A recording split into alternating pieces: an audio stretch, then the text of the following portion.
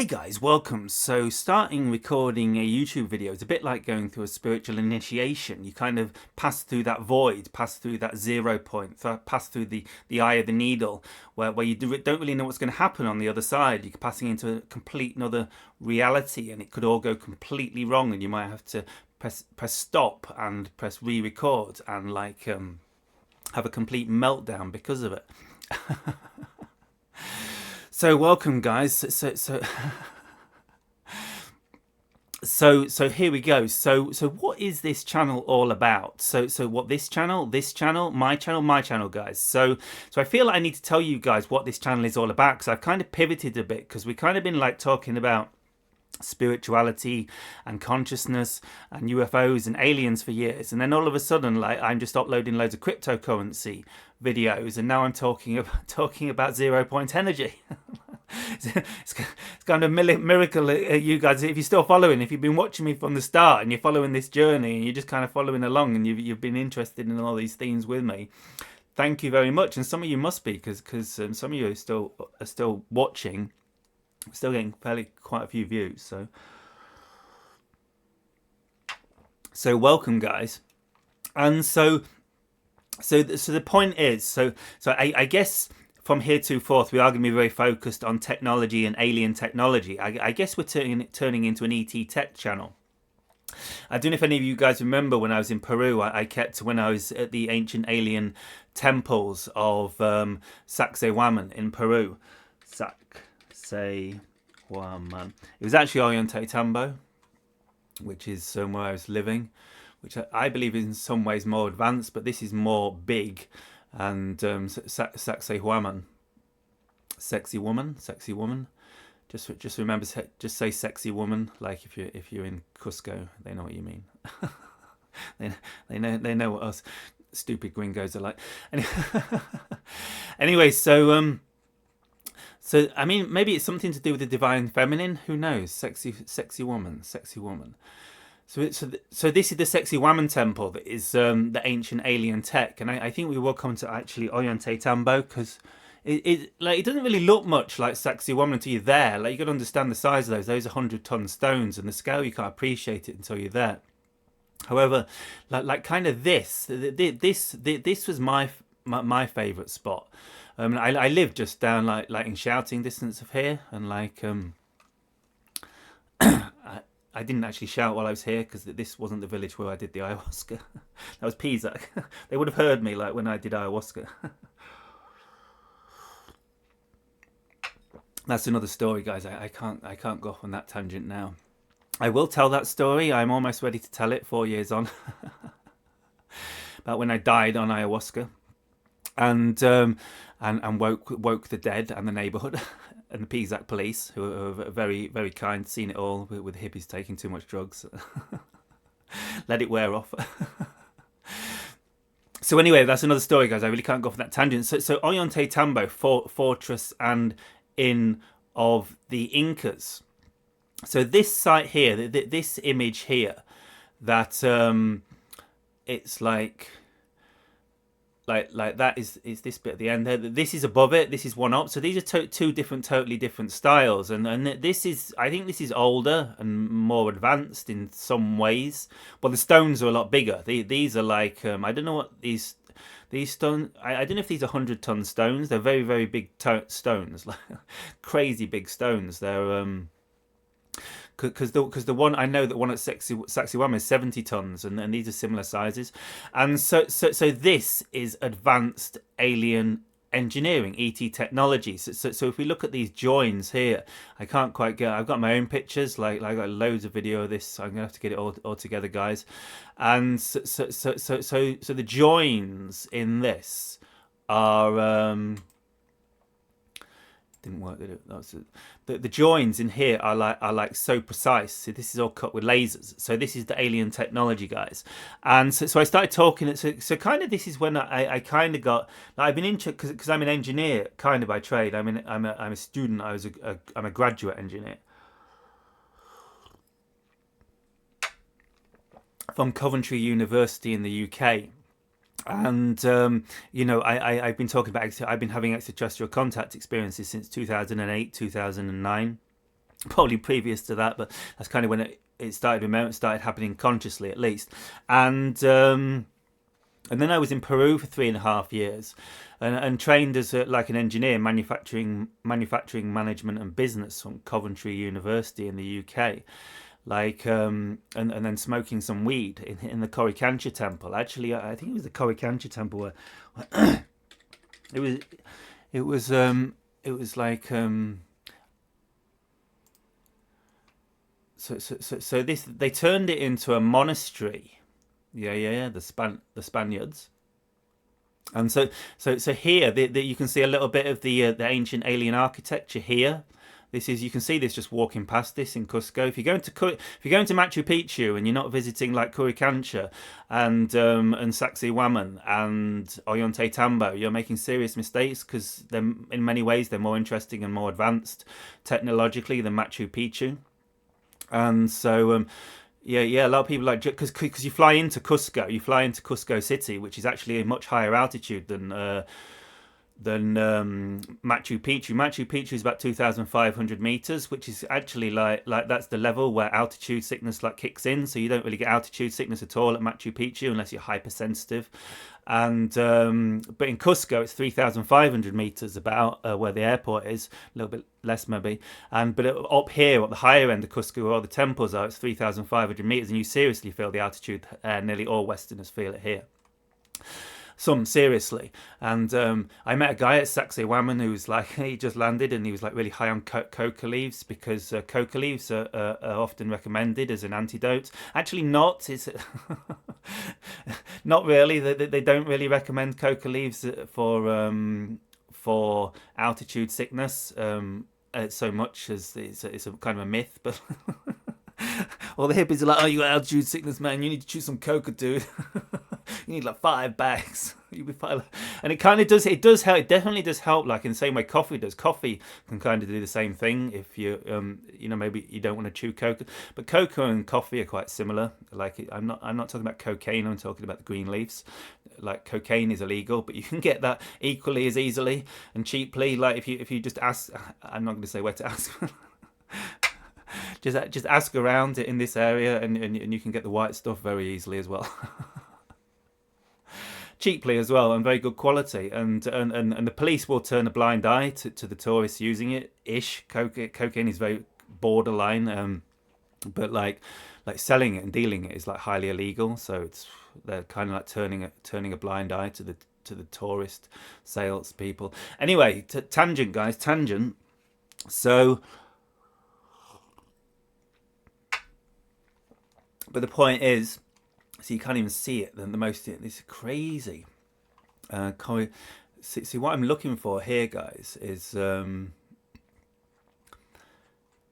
like, so you type in Koricancha temple and you just see the outside. It's not even showing the most impressive part. And this is I mean, here we go. If we go Temple of the Sun, because this is actually what it is. No, it's still showing. This isn't the Temple of the Sun. That's the monastery outside. It's really weird. Here, guys. Like I think a lot of people don't understand what this is. Like literally, like this is perhaps the most advanced structure ever built on the planet. A lot of people disagree with me. Like people who are in other areas of the world where there are these advanced structures. Like there's a lot of research being done in Göbekli Tepe in Turkey and areas around this. There's some very interesting exotic sites in Turkey and also in China, Japan, Egypt. The Serapeum is it the Serapeum in ancient Egypt? Like talking ancient technology, guys. Serapeum Egypt. I hope that's the right word. Yeah, the Serapeum of Saqqara, Egypt. So where's my head, guys? Are you still there? We don't look too bad. It doesn't look like that. Oh, what is going on? Serapeum.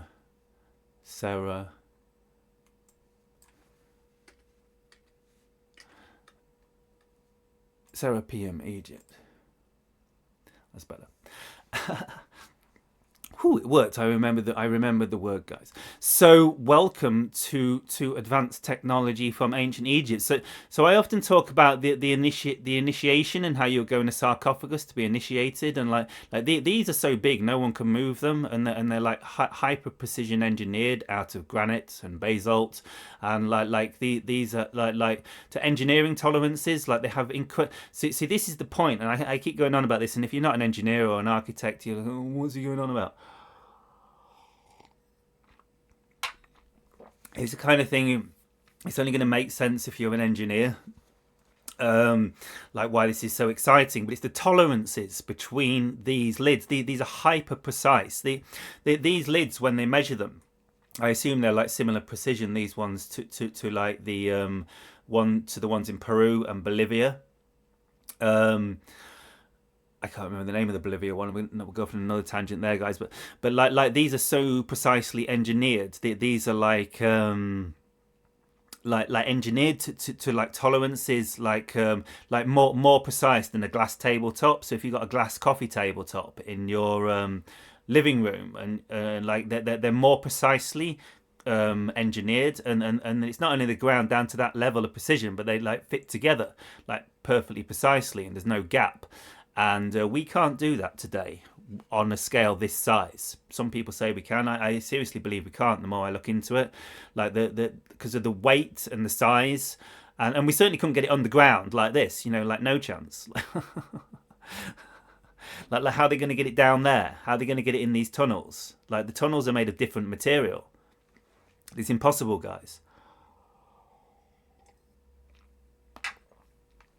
It's like people can't even move them now. Do you know what I mean? That's why they're still in these positions like this. Like there's one stuck in a corridor in some place. Here, look, this one. It's just stuck in the corridor, and it's been there since they found it, and it's just too big to move. Do you know what I mean? Like it's been there for maybe 3,000 years since the initiates shut down the temples before the devolution. So what happened actually? Humanity has been in devolution since the age of Atlantis, 12,000 years ago. We're in a 24,600 year cycle of the equinoxes, it's called, and we're kind of at the bottom of it in a way, and beginning a new up cycle. We're actually now on the upward swing, like December the 21st, 2012. That was around, some people say, like the turning point. But we've been in devolution. Humanity's been in devolution for 12,000 years. It doesn't mean necessarily like everyone in Atlantis had iPhones and this kind of technology. They had a different kind of technology, as you can see. They weren't really interested in iPhones. Like they were interested in initiation and returning to God consciousness and understanding their part in the universe and where we go when we die, and like who we are and how we continue our journey as souls, and what our soul is, and how we carry out our soul's ultimate mission on Earth. You know what I mean? To them, and also to me, this is more important, than having the latest iPhone. Believe it or not. Tempted as it can be, I still get tempted, guys. You wait, I'm going to get a good offer on the latest iPhone now. I can't resist. But it's got to be. I mean, what would you do if you had the option to like have the latest iPhone, or spend 72 hours locked in here alone with no food? What would you choose, guys? So you're prepared for this, and this is I talked about this in the previous video. This is like the initiatic science, and I believe this is like no one knows what the look at this here. Look at that angle there. See, that's what I'm talking about. These tolerances, like I think this is inside one of these. They're not coffins. They're not for burying people. They may have been used for that. Some kings like. But they're for initiation into God consciousness. That is the primary use. Some people believe they were used for other things, for like storing mana. Mana was monatomic gold that the pharaohs used to eat. Okay, we are going on a tangent now, guys. But look at this, because this is more ET technology. I mean, it's ancient alien, ancient Atlantis. I mean, the Atlantis were like hybrid Anunnaki, Syrian sons of gods. With the big elongated heads. Like we can. Debate the technicalities of whether they're alien or not, but Mana, ancient Egypt walls. So we're going to try and this is cone shaped thing. I don't know if we can find it. I don't know. Basically they would feed the pharaohs mana's talked about in the Bible as well, I think, and in the Hindu texts, the Upanishads and the Vedas and that. I think I haven't double checked all this, but I'm sure mana's talked about in the Bible and those as well.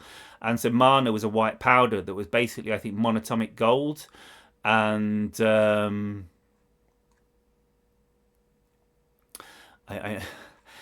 just going to close that because we're going to go down a tangent. And so they would feed that to the pharaohs to give them increased health and strength and consciousness and raise their frequency. And I think the high initiates would probably have it as well, possibly before they went into here. So this is part of the ancient technology. I think it's said to come from Sirius. Matthias de Stefano believes it's Syrian technology. I'm having trouble speaking, guys.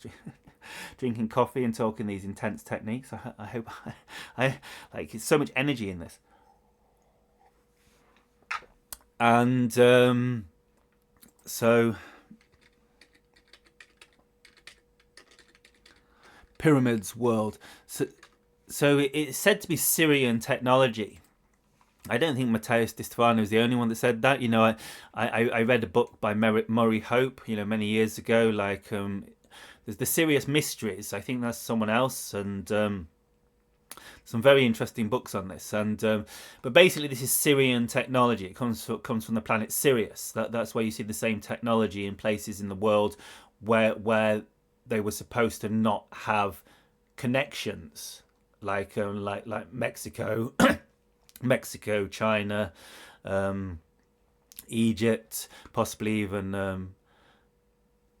is it Bolivia? I'm getting and the dimensions. It's something like that. I'm not sure exactly what it is. You need to look. I'll look it up. But the height of the Egyptian pyramid in ancient Egypt is the same as the perimeter along here or something or the dimension of that. We're super scientific here, guys. I'm just giving you the theory behind it. And so this is Syrian technology to balance out the energy frequencies of the Earth. And round a lot of these pins, like Cleopatra's needle, that is no longer in. I think, is this the one that's in London? I think there's one in London and one in New York in that park, Central Park. I always know it from Friends on the TV, like that coffee shop, Central Park. And I'm from the UK, and we get that here, used to. And they say US comedy isn't good, but Friends is funny, I think. Anyway. So Cleopatra's needle. So what they would do, they would have these all around the ancient Egyptian site. And this was also the Syrian technology. If you look at this one here, they would have these gold caps on. They would be capped with a material called electrum, which I think was 2 parts gold, 1 part silver. Could be the other way around. And this was to conduct consciousness. It was because although these are conductors of electricity, there's also the frequency, the electromagnetic energy that I guess it's the quantum vacuum. Those waves that we talk about is the same energy that us spiritual sensitives feel so much, and electromagnetic energy. And it's because it's so unbalanced on Earth at the minute that it's all erratic. All the energies on Earth are all just discordant and just like chaos, and that's why a lot of spiritual sensitives, often will feel very, very uncomfortable because the collective energies are unbalanced. And so what the Syrian technologies were designed to do was to harmonize the positive frequencies. And there are many ways they would do this, like charging the Ark of the Covenant with positive energy, charging their ankhs with positive energy, charging the crystals, going back to Atlantis with positive energy, they'd kind of be like monks, sat in the temples and the pyramids deep underground, just focusing positive energy and unconditional love. above into these devices for many hours just to serve humanity and help raise the frequency of humanity. It's been going on for like tens of thousands of years, probably hundreds of thousands of years, guys, just to help us get through this time. It was one of the goals because they knew we were in devolution and we were going to struggle. So these would be, like I say, plated with this electrum, this 2 parts gold, 1 part silver, and there'd be loads of them all around like the Giza Plateau, all around the pyramids in Egypt, and they'd be like downloading the high frequency energies from the heavens, from source, from as above, and they were literally designed to like, you know, line up with the Orion's belt and match Orion's belt, so they download the energies of Orion. And some of the other temples, you know, would like point at certain stars, at like Sirius and the Pleiades and stuff, to download the frequencies of Sirius and the Pleiades and Arcturus. And so this is what they would do. And then they'd have these like these needles everywhere, and it's like the consciousness would go from one to another to another to another to another, kind of up above the consciousness of the humans, like, and keep this grid of like high frequency consciousness to keep Earth balanced, to keep Gaia balanced, and this was the ancient technology. And so that was kind of what I wanted to share, just about how like the, you know, there's masses of evidence for this kind of ancient technology. And like, while it wasn't necessarily iPhones, you know maybe in some ways it's more advanced than having an iPhone, you know, and being able to, you know, randomly scroll through TikTok. Eggs falling on the fly, whatever they watch on TikTok these days.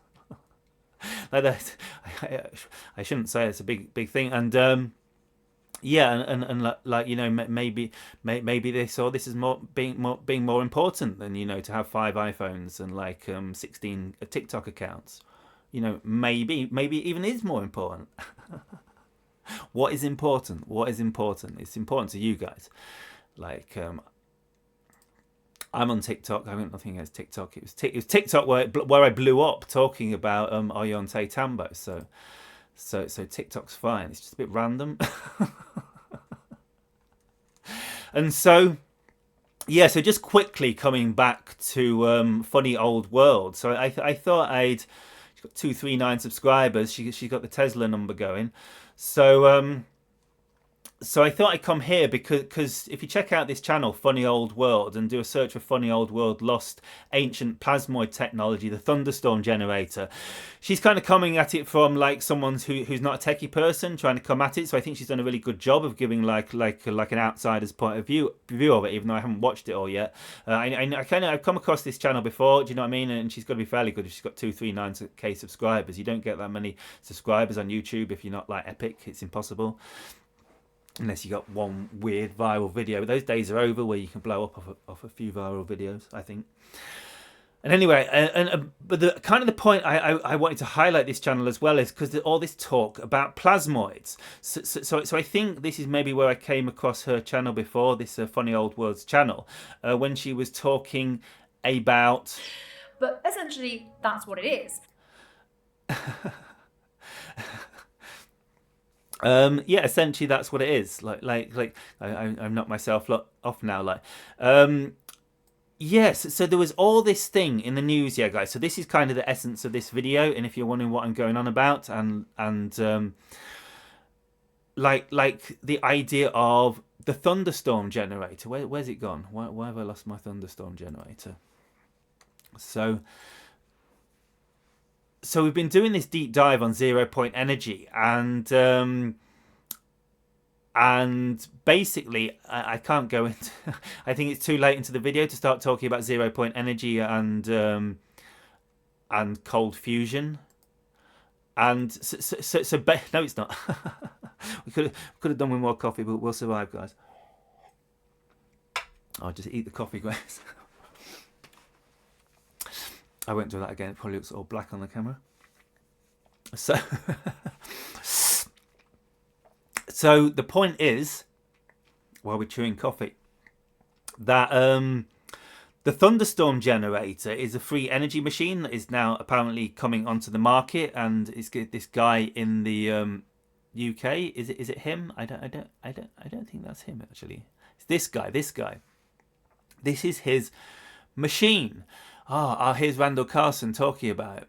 Randall Carlson proves thunderstorm generator will reverse air pollution. So I've gone through a timeline shift, guys, because the last thing I heard about this was Joe Rogan talking about, well, basically Randall Carlson having a talk with Joe Rogan about this guy. They started, I think they were doing, I watched the original interview, because there's a few videos with Randall Carlson, at least one with Joe Rogan, and then they started talking about this free energy generator, and then they rescheduled a new interview to talk about it, and I think basically they ended up having a punch up over it.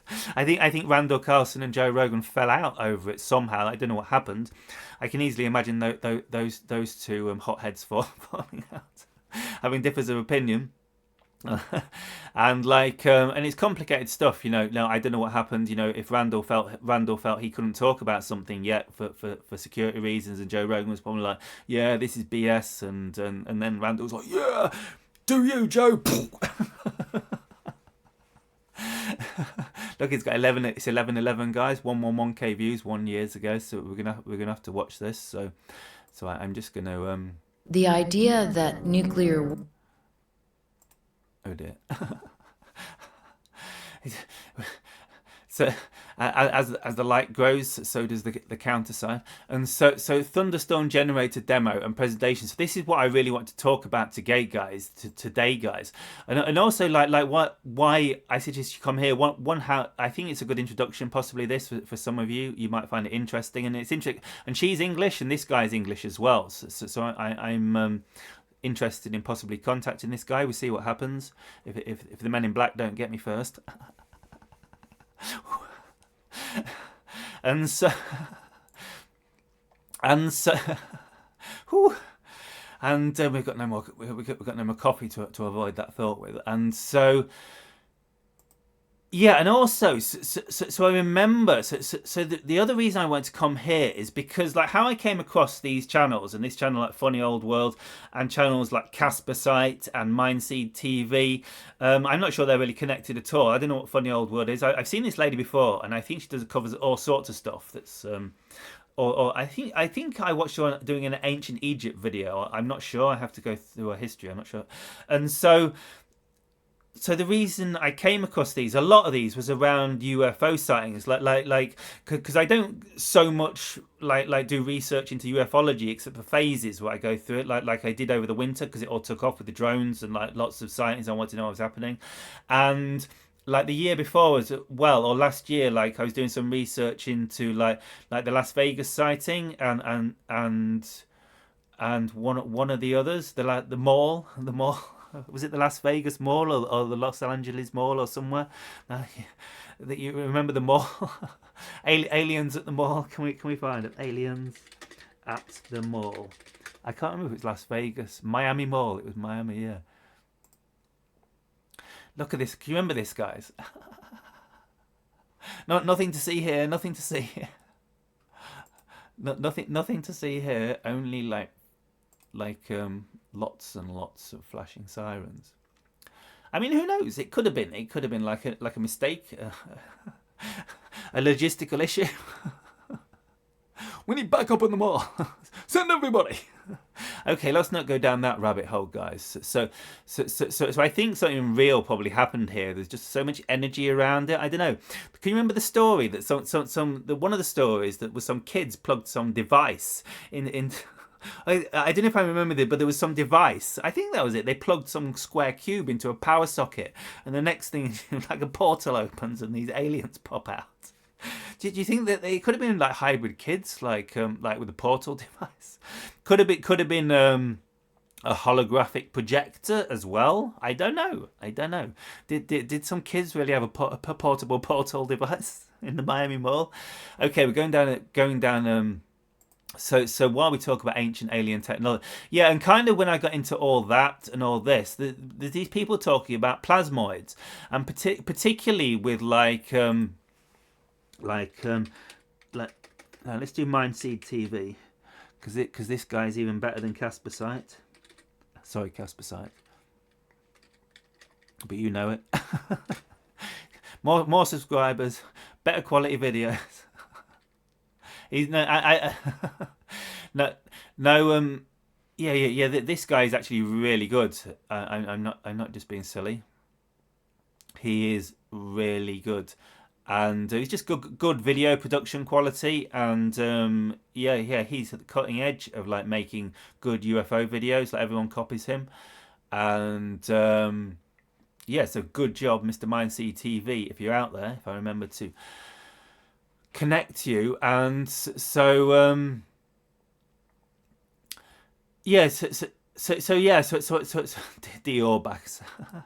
That was when anyway, let's not go down that route. So plasmoids.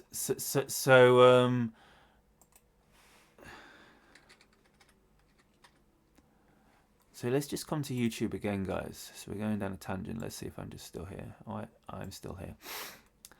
So plasmoid orb.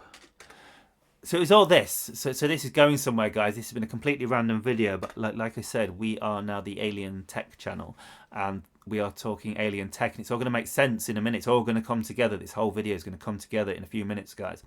So are UFOs actually living plasmas? Yeah, so this is kind of where we're going. Are UFOs actually living plasmas? So this is what everyone was saying, like while I was researching, you know, like all the New Jersey drones and all the orbs, and while I was seeing all the orbs myself, I see a lot of orbs myself. I believe they're the Yael and possibly other beings, and they're like fifth dimensional or fourth density beings that kind of phasing into our dimension, and we're not perhaps seeing them in their entirety because they're higher dimensional beings, something like this. And then everyone's saying, no, they're plasmoids. And I'm like, what are plasmoids? They're just like some energy. And like, no, this isn't just some energy. These are aliens. And look, can't you see that clearly an alien? That is an alien. and then like and I remember someone saying, like, I think it was on the Casper site, like channel. I best just get him up, being as I'm talking about him, and he was talking about how, you know, these orbs that were appearing alongside all the drones, because there seemed to be orbs and drones, didn't the guys in like New Jersey, Casper site, Plasmoid.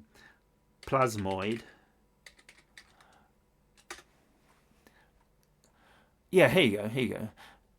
These plasmoids could be interdimensional. New Jersey drones situation just went full sci-fi. Plasmoid orbs take down New Jersey drones, and Wright-Patterson closes due to heavy UAP activity. It got crazy, didn't it, guys, over the winter? The most amazing UAP and orb videos you missed this Christmas. So yes, someone started saying these were plasmoids. You know, not orbs, not ETs, not the Yael, not the Pleiadians, not drones, not Project Bluebeam.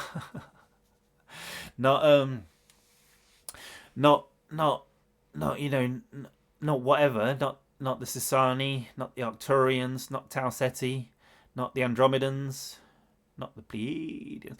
And so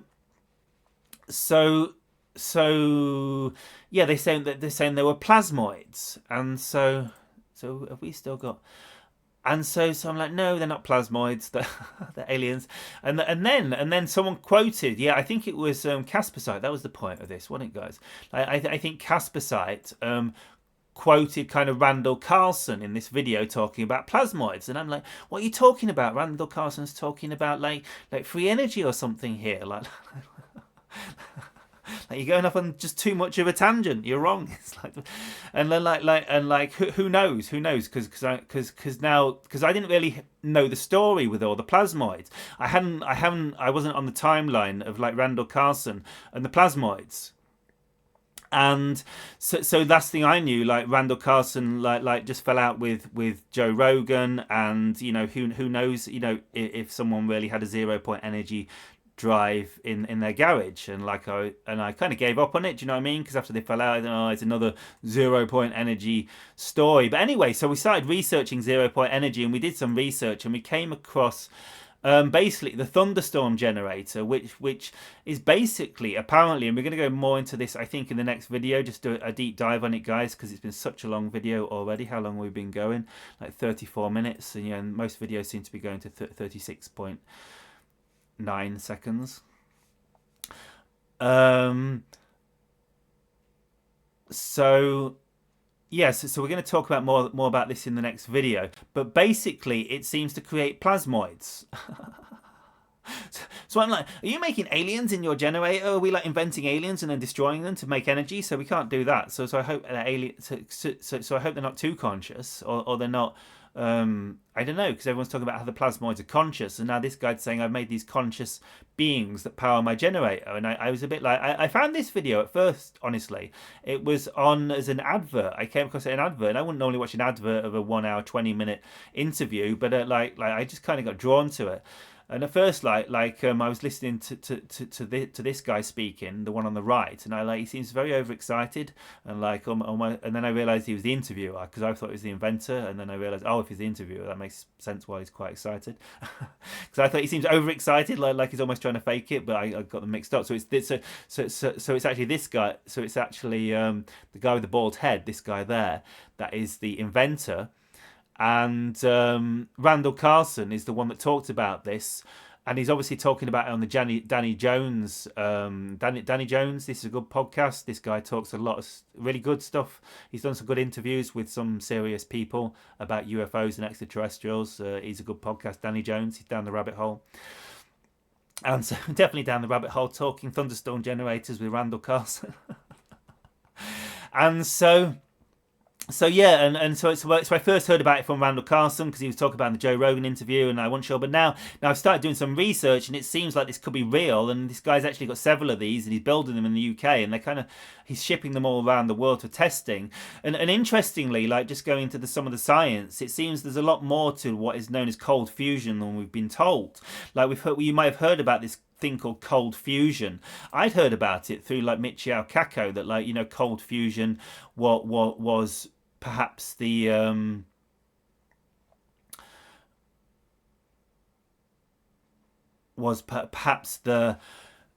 like a new type of because I think fission is like nuclear fission, like nuclear because I just thought cold fusion was a new type of nuclear reaction, but now I'm hearing like this thing people are talking about called cold fusion is some kind of weird alchemy, because it actually it creates more energy than goes into it, so it's like an over unity device. It's like a zero, not maybe 0 point, I don't know, but it's like magic according to classical physics, and there's a lot of resistance from classical physics to over unity 0 point energy, it can't exist because it doesn't match the laws of physics. But the thing is, quantum physics has proved that them wrong, basically.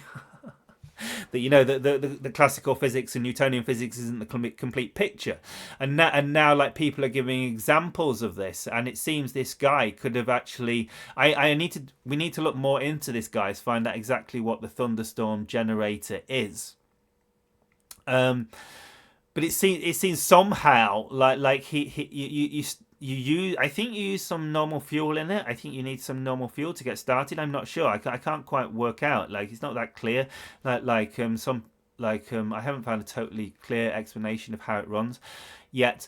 But it seems they use some kind of fuel. I think more. But it then it gets running, and then it's like heating the water, and the water just goes round and round, and it creates some kind of ionization or something, which creates I don't know how it works at all, guys. I just read that off the screen. Plasmoid centralizing. I haven't looked into properly how this works yet, but I've looked into enough to think that it's probably real, and it's also ready to ship, and you can get your own model, and there's blueprints on how to make it. And so what's also happening is, it seems when they're doing this kind of cold fusion, I think it's a type of cold fusion, whatever that is.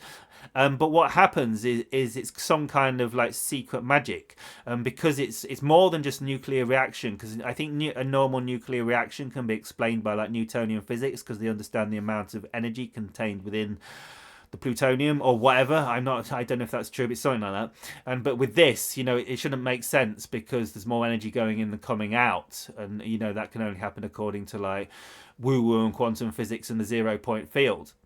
Or perhaps taking it from the electromagnetic field or something, but somehow it's we're he says we're somehow birthing the plasmoid generator. We're generating plasmoids. So these like orbs that we see in the sky, that you know, it could be connected to these, some of them somehow. I'm not sure I agree with that. Because but maybe there is something to it, and somehow they're connected, and they're a different type of plasmoid. I don't know. But we're like birthing plasmoids in this generator, and this creates energy and like kind of free energy, and like so I think it's like totally free energy. Well, once you've got it started, maybe you need a little bit of fuel now and again to get it going. I don't know. This is what I'm confused about, but it seems to be basically a free energy device, and this is what I want to talk about, guys. And like so this is where this long video has been going towards some introducing extraterrestrial technology to Earth. I don't even know if we're gonna, like, it's gone very quiet on the Blue Alien front, and we were 23 hours without a transaction, guys. And if it goes to 24 hours, we drop off there. So I might have to make a micro transaction. Oh, we're still there. We're still there. What's going on? Is it because we're still... Oh, someone saved us? This guy saved us? He's kept us on there. Thank you, man. Maybe you're aware that we need to go every 24 hours to stay on the thing, so we're still alive. Because yeah, so thank you. We're still going. This guy's a good investor. KJKMKY. I think now's a good time to buy, guys. Just like I don't know. Do you know what I mean? I'm not an expert reading charts, but like, you know, just from the basics of reading charts, it looks like we're kind of leveling out. Do you know what I mean?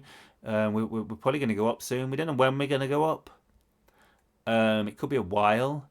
You know, sometimes these trending sideways things can go on for a while, but it's but when we do go up, you know, we might go up, you know, if you follow the trend, you know, up to 12k down, up to almost 50k down, so it'll be up to like 190k, up to almost 200k if we followed that trend, you know, kind of follow that chart.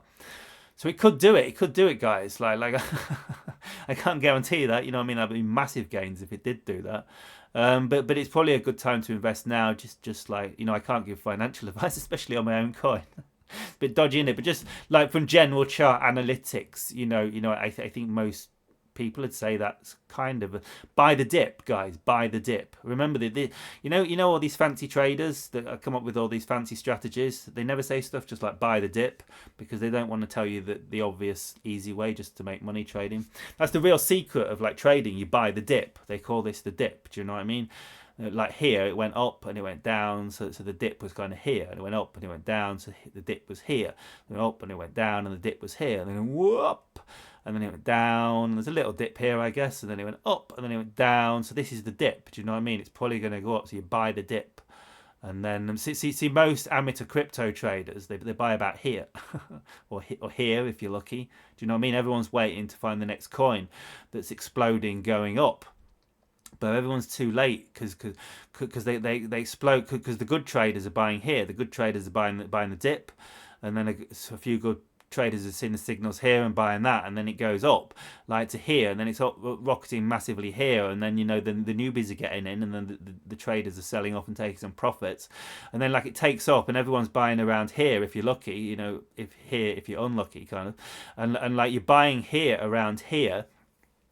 And then the thing explodes up, and then it comes down, and like, because you're a newbie trader, you don't see it coming, and before you know it, it's kind of down here, and you only bought here, so you've not really made any money. Do you know what I mean? And if you're unlucky, you know, you're selling down here and you're losing, and that, you know what I mean? Amateur traders buy when it's going up. Do you know what I mean? Dogecoin's going up. Buy. Dogecoin's going to the moon, and all the traders are like, the newbies are getting on board. Let's sell. So you know what I mean? The people that make the money buy down here, buy here, and here. They buy the dip. You don't do what the amateur traders are doing, and like, it's taking off, it's going to the moon, buy here. Because then if you buy there, do you know what I mean? You've got to go through this crazy phase, which is hyper dangerous when it's going to the rocket like that. Because when it's going up like this, it's so risky, as some of you experienced traders will know. It's almost like a death trap curve, like a new meme coin going up that high. It's like warning. This is not going to sustain that growth, because it's like, I think they'd call it overbought technically. I don't know what I'm talking about, but that much. But so yeah, and so if you're buying here, Do you know what I mean? Like you're going to really struggle to like catch it because that went up to there in like 10 minutes or something, and then back down to there in like half an hour or 20 minutes or even 5 minutes or something. We could check it, but not now. And then so you're like, oh no, it's going down. I need to sell. And it goes down, and you sell there, and it goes up again. And you're like, oh no, I need to buy some more, and then you buy there, and it goes down. That's kind of stuff newbies do. And so you don't. So you just got to like buy the dip and hold. And so this is the dip, and you're going to buy the dip, and it might end up being like a while before it goes up again, or it might go up again tomorrow, or it might go up a bit, then down a bit, and then shoot up. But you just got to kind of buy the dip and hold it, and like HODL, hodl, hold on for dear life, and ride the roller coaster, and trust it'll go up. Like, this is not financial advice. I can't give financial advice, and of course, Blue Alien Coin is highly volatile.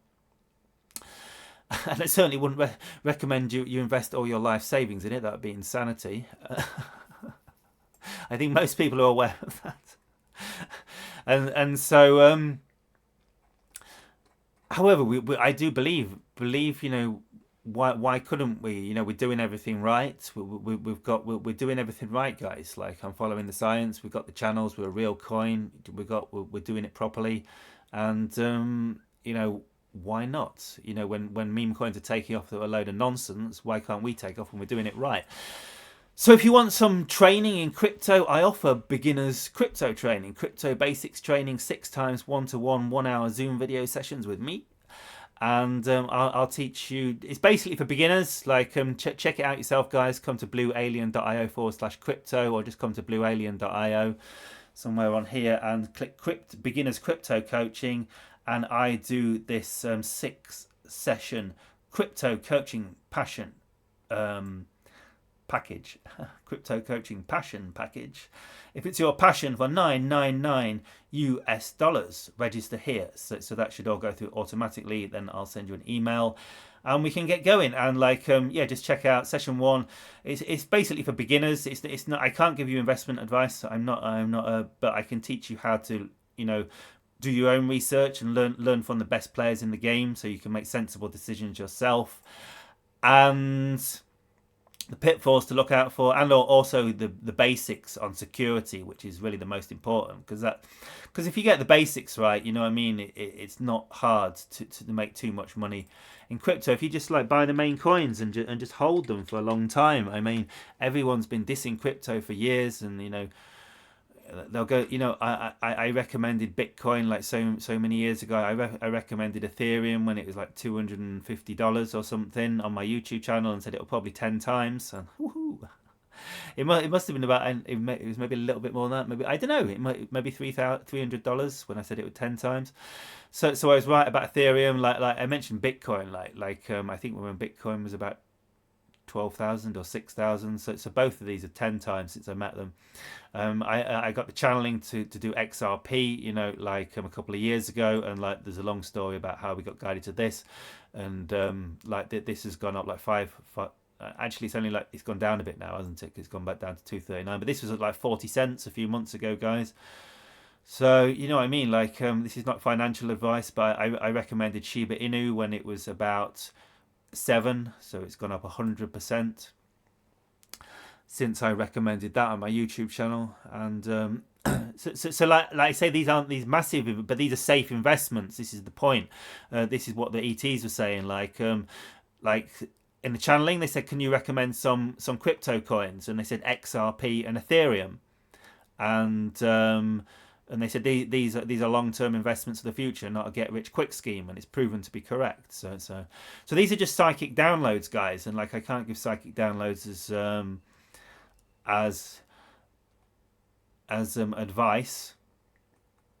And I've advised a lot of other people to invest in coins. Like, what did I invest?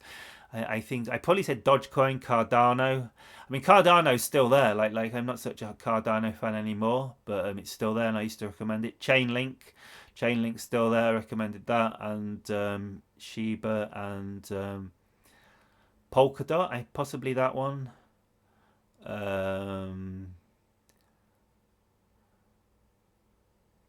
Internet computer. I used to be interested in that. How much has that gone up in a year? not good. I don't get them all right, guys. It looked about the same, to be fair, because I didn't recommend it at the start. Anyway, guys, so like I said, the point is though, you got to invest in many. You have a diversified portfolio, and you also invest in other things as well, like normal stocks and like gold and silver. You've got to have a diverse portfolio. And so basically, I just point you to like Tony Robbins' books, Money Master the Game and Unshakable, I think is the other one, because Tony Robbins has studied the masters in the game for investing, and you can just transfer that over to crypto very easily. It's basically just buying the top 100 cryptos and avoiding the fees and doing it in the most efficient, safe and secure way possible. I think it'd be very interesting for us to do an experiment where we bought the top 100 cryptos. I'd be tempted to do a slightly different portfolio personally, because I believe meme coins have a lot of future, and I think there's I'd like to research all the projects and know what I'm invested in personally. So if you want to learn a bit about that, like I said, I can't give you investing advice, but I can train you in the basics of secure and safe cryptocurrency and the internet in general, like internet security in general, and these kind of things that a beginner needs to know. If you're a beginner and you want to get into crypto, you want to get into Blue Alien Coin, you want to support our project, because Blue Alien Coin is it's not a get rich quick scheme for you. Think of it more as an investment in the future of planet Earth, because this is an investment. Yes, we can take some profits. Yes, people have made money on this coin, taking profits like here and here and here as we went through this massive explosion. I think some people probably made quite a lot of money out of this, because there was like a 4,000% gain, or something like that. More, and I'm not sure. I'm not working out now, guys. It's long in the video, and so it was more than that since the start. It's like 46,000% from there to there, I believe. So, so if you got in on that, and some people probably did. There were some early buyers who still have coin, I believe. We need to look into that in the future. Who could have sold up here, but probably understanding that it'll probably go a lot higher. So yeah, guys. So register for the crypto training here, and I'll see you all, guys, in another now. Peace, love, light, and Shivai.